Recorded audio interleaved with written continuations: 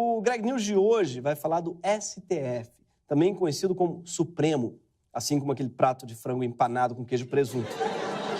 E aquelas cuecas de playboy de 15 anos, só parece aquela faixa vermelha, custa $150, sabe? Bom, faz tempo que o Supremo vem atraindo o ódio do cidadão comum. Afinal, qual é o sentido de botar queijo e presunto dentro de um frango? Não. Estou falando do federal mesmo. Afinal, ele representa tudo que a população mais odeia, o STF, que são, assim, a gente que acumula privilégios, gente que usa capa mesmo tendo mais de 10 anos de idade e gente que se explica usando expressões em latim.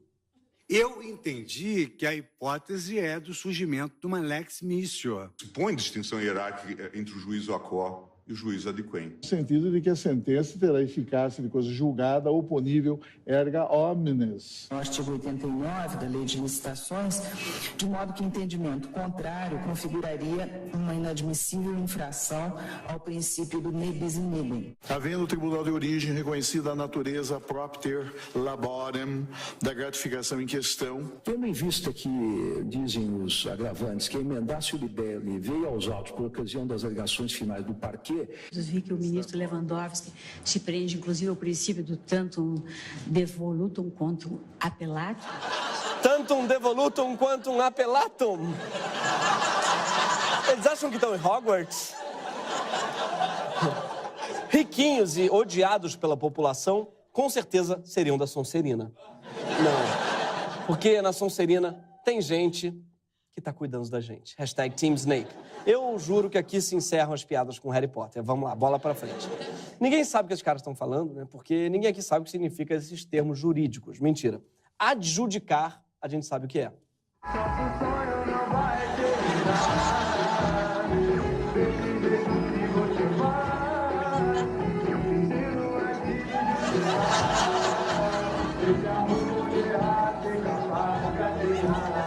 Adjudicar, ato jurídico em que se concede posse e propriedade de bens, móveis ou imóveis a alguém e assim nosso amor poderá ser capaz de gatinhar. Não me pergunte o que significa zigue-zagueei no vira-virou. E definitivamente não me pergunte se seus 12 aninhos permitem apenas um olhar. Não, bochecha, não permitem. Existe uma figura jurídica chamada pedófilos prohibitem. O STF é a corte mais importante do judiciário, daí o nome Supremo. É ele quem tem a última palavra sobre todas as ações do Estado brasileiro e o cargo de ministro de STF não tem mandato. Quando o ministro do STF morre ou se aposenta, quem indica um novo ministro para a corte é o próprio presidente. E esse indicado tem que ser aprovado pelo Senado. E esse sistema não é algo que o Brasil inventou. Quem também funciona de forma muito semelhante, por exemplo, é a Suprema Corte dos Estados Unidos e a da França. Com a diferença que na França ninguém jamais botaria queijo derretido no frango à milanesa. Mas durante os 4 anos do mandato, em média, 2 ministros do STF atingem a idade máxima da aposentadoria. Então o presidente indica novos nomes. Até 2015, a idade máxima era de 70 anos. Até que durante os anos Dilma calhou de vários ministros chegarem nessa idade. Me parece que foi porque a cada discurso dela as pessoas envelheciam uns 5 anos. Aí a Dilma já tinha indicado 4 ministros. Ela ia conseguir nomear outros 4. Dos 11 ministros, a Dilma indicaria 8. Para evitar que isso acontecesse, os deputados resolveram aumentar a idade máxima da aposentadoria para 75, através de uma emenda à Constituição que eles chamaram de PEC da Bengala. Sim. Que, aliás, é uma expressão bem velhofóbica e datada, porque nenhum velho usa mais bengala, né? Tinham que chamar de PEC da Minâncora. PEC da roupinha de tricô no bujão. PEC do bom dia no WhatsApp. No Brasil, cerca de 80 mil casos são julgados anualmente pelo Supremo, que totalizam algo como 6,3 milhões de páginas de processos. Isso é muita coisa para ler, gente. Dá umas 3 revistas Piauí para cada um. Porque processo não é uma revista Caras, né? Que você pula quando não conhece a pessoa, né? E calha de você não conhecer ninguém ali. Já viu? O clã dos Lousada apresenta sua herdeira nas bodas. Quem? Herdando o quê? Gente, herdeira de quem? Não, no Supremo você tem que ler tudo mesmo. Tá? E são mais de 500 mil páginas por ano para cada ministro. Força aí para esses guerreiros. Ou, muito provavelmente, para os estagiários desses guerreiros. O STF tem vários problemas, mais especificamente 11, que atendem pelo nome de ministros. Gilmar Mendes, por exemplo, não se isenta de julgar pessoas próximas a ele. Já soltou o Jacob Barata Filho, da máfia dos ônibus, sendo que ele tinha sido padrinho do casamento da filha de Jacob, também conhecida como Dona Baratinha. Quando chamaram a atenção do ministro para esse envolvimento pessoal dele com o réu, a assessoria de Gilmar respondeu que o casamento não durou nem 6 meses. Ok, Gilmar, mas como se diz em latim? Quo que tiene a ver un cu com as calças. O Instituto Brasiliense de Direito Público, do qual Gilmar Mendes é sócio fundador, recebeu mais de 36 milhões de reais em empréstimos do Bradesco. E Gilmar tomou 120 decisões no STF em ações que têm o Bradesco como parte. Mas talvez essas ações tenham durado menos de 6 meses, não sei, vai saber. Luiz Fux sofre de um problema semelhante. Em 2016, sua filha tomou posse como desembargadora do Tribunal de Justiça do Rio, depois de uma campanha voraz do próprio pai. Eu não sei o que essa filha acha disso tudo, mas aposto que se a gente perguntar, ela vai responder algo parecido com isso. Trabalhei, sim, com o meu pai. E se eu continuei trabalhando com ele, foi porque eu mereci! Eu tô onde eu tô! É porque eu mereci! Porra!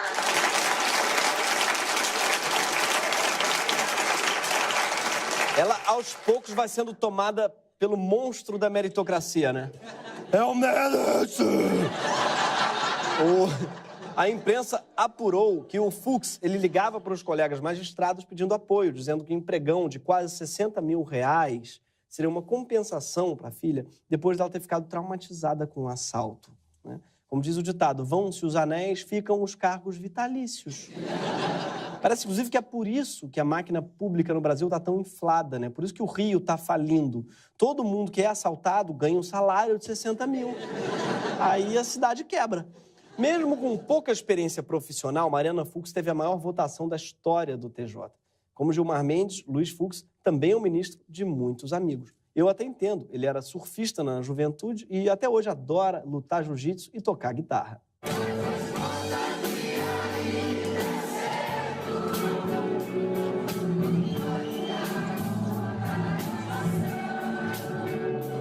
Faz de conta que ainda é cedo. É um ótimo conselho do governo para o cara que não vai mais se aposentar, sabe? É o slogan da nova reforma da Previdência. Tá com 75 anos, faz de conta que ainda é cedo.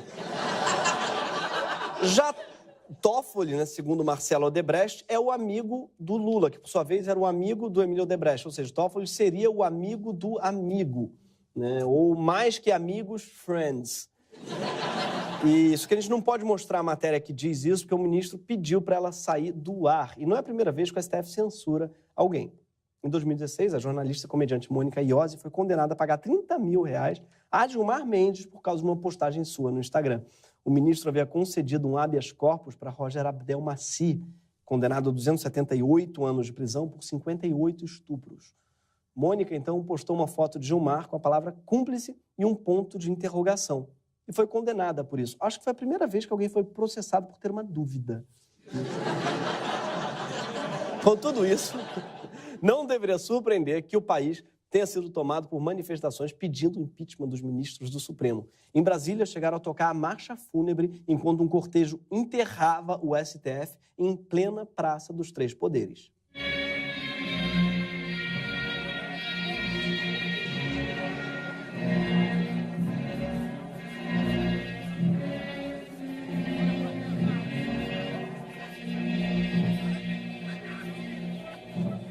Legal, gente.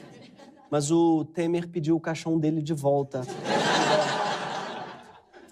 Será que esses protestos indicam que finalmente a população vai livrar o Brasil desse câncer que é o STF? Mais ou menos, porque quando a gente olha o que realmente está sendo discutido no Congresso e no Senado, fica claro que a ofensiva contra o STF está servindo de desculpa para Jair Bolsonaro avançar com o projeto de dominar o STF.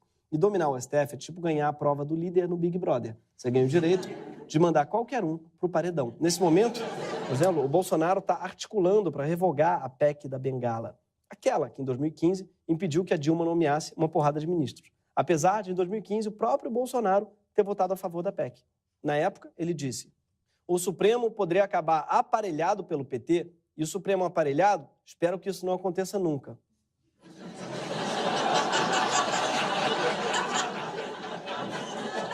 O Bolsonaro claramente tem muita dificuldade de ler o teleprompter que passa dentro da própria cabeça dele. Se Bolsonaro conseguir que a PEC da Bengala seja revogada, aposentam-se Rosa Weber e Ricardo Lewandowski, indicados pelo PT, permitindo que Bolsonaro indique pelo menos 4 ao invés de 2 ministros. E isso se ele não for reeleito. Fica claro que Bolsonaro não quer acabar com o STF. Ele só quer um STF que concorde com ele. Um STF para chamar de seu. Pessoalmente, eu fiquei com uma certa inveja da Rosa Weber e do Lewandowski, afinal, eles podem ser as últimas pessoas a se aposentar nesse país. Mas, para aprovar uma PEC, precisa de muito voto. É por isso que Bolsonaro está tentando dar um outro jeito de aposentar os ministros, através da reforma da Previdência. Se essa reforma for aprovada, uma de suas consequências será tirar todas as questões de aposentadoria da Constituição e transformá-las em lei complementar. Uma lei complementar pode ser modificada com muito mais facilidade do que a Constituição. Enquanto isso, pedidos de impeachment dos ministros do STF dispararam em mais de 80%, articulados por grupos como o MBL e o Movimento República de Curitiba. O surto mesmo começou no início de março, quando 15 deputados, 13 deles do PSL, começaram a pedir a cabeça dos integrantes do Supremo. Depois de 4 ministros votarem pela criminalização da homofobia, dos ministros do Supremo, eles começaram a pedir a cabeça deles, claro. Ainda vão descobrir que toda a história do Brasil foi escrita por gente com medo de ser obrigado a chupar pau. Tudo.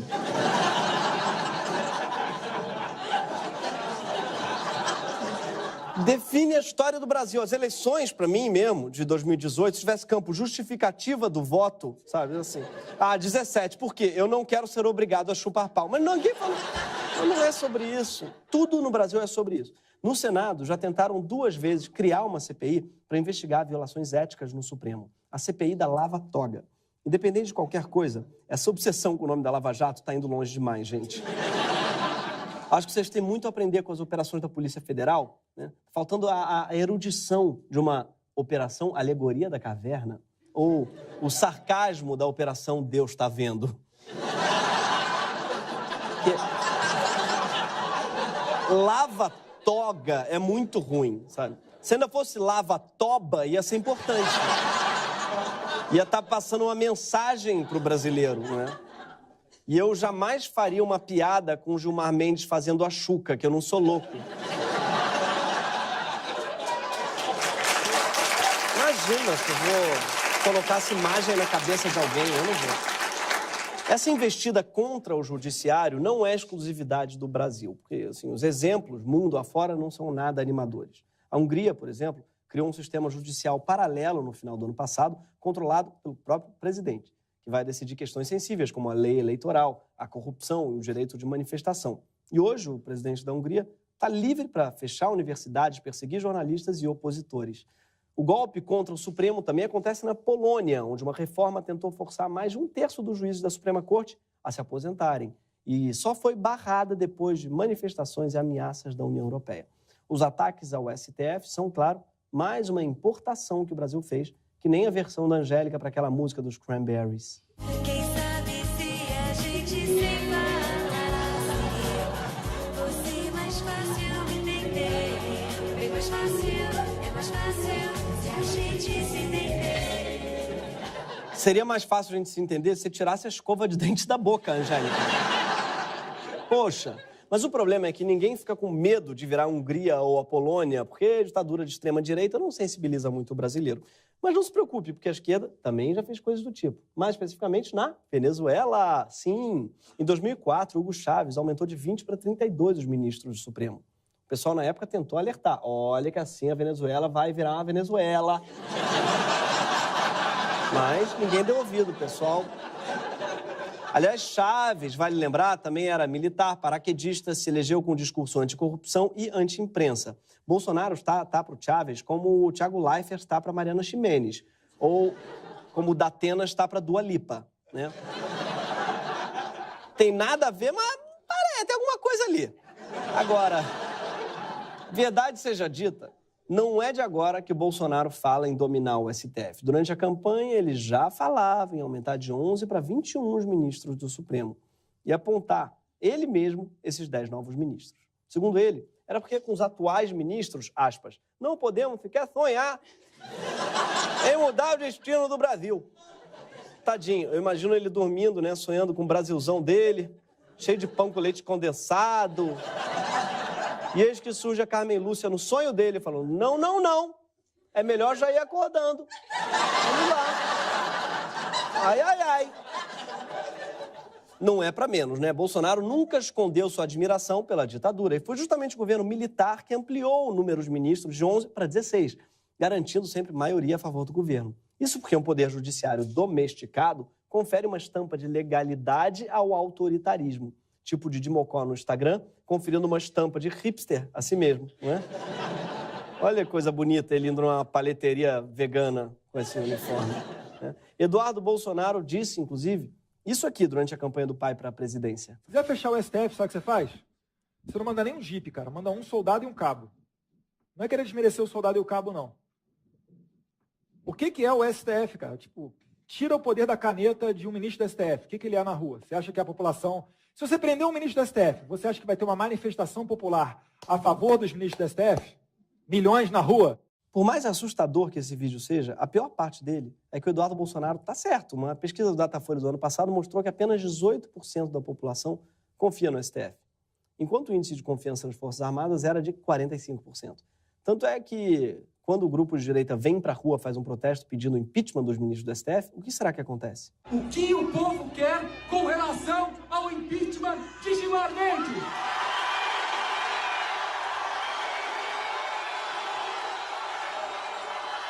Pessoal, tem uma dúvida, não era se tirar Dilma acaba a corrupção?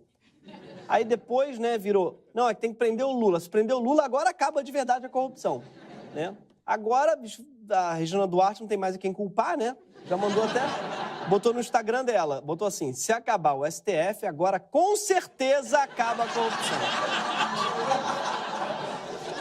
Parece aqueles filmes, né? Eu ainda continuo sabendo, não pretendo esquecer tão cedo o que vocês fizeram no verão passado. Agora é sério. Acontece que, gente, o STF, gostando ou não, é fundamental para a democracia. Os 11 ministros têm uma tarefa complexa de aplicar a Constituição brasileira, que é uma das maiores do mundo. O STF hoje define um monte de coisas no Brasil. Desde conceder habeas corpus coletivos para mães e gestantes presos preventivamente, até garantir a liberdade de ideias na universidade, até irritar adolescentes proibindo cigarro com sabor.